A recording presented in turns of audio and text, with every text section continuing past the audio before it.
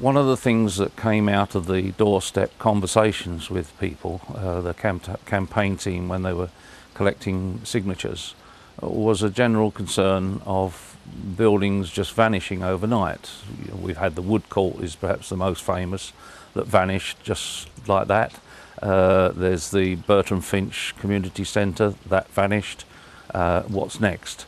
It just seems to be happening all the time. And people just are really just fed up to the teeth with this sort of thing happening. I think that given time, half the population of the country would have signed the petition, even those that had never heard of Sale, let alone the Sale Hotel, simply because they just recognise that the problem of developers demolishing our heritage. It's an automatic progression then from the Sale Hotel to look at other buildings in the area that are also that we perceive to be under threat.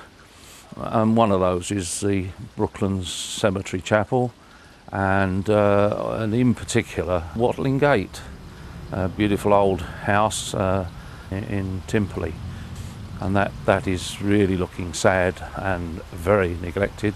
In fact, there's demolition notice signs on the fencing around it, which is supposed to be protecting it, but you can walk through there, you can almost drive a bus through the fencing, so there's no real enthusiasm for looking after that building. And these two buildings that I've just quoted are actually in the ownership of Trafford Metropolitan Borough Council.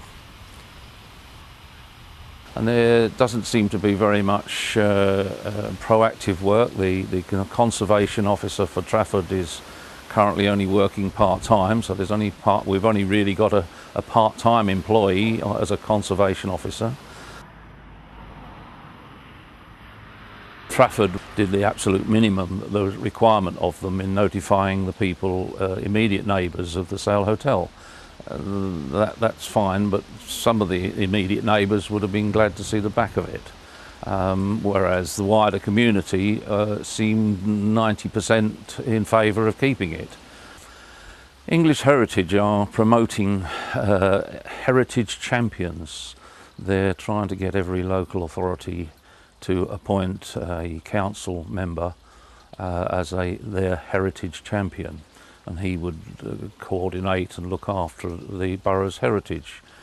Because it's important financially as well for the borough to be, as for regeneration purposes, these buildings, they are important to keep them and look after them.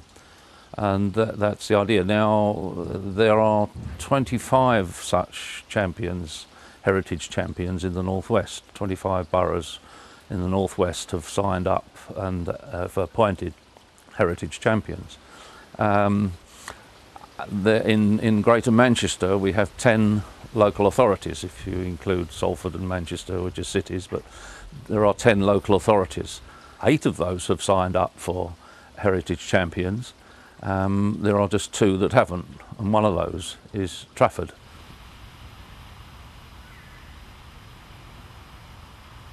Watling Gate looks actually older than it actually is. Nothing to do with the current state of it. It's just the design of it. It is actually an Edwardian house, 1904, but the inside, the design of it is to sort of look like an old hall inside, and it was a museum for many years, housing some quite interesting exhibits, which nobody seems to know where these exhibits have gone or where they are now.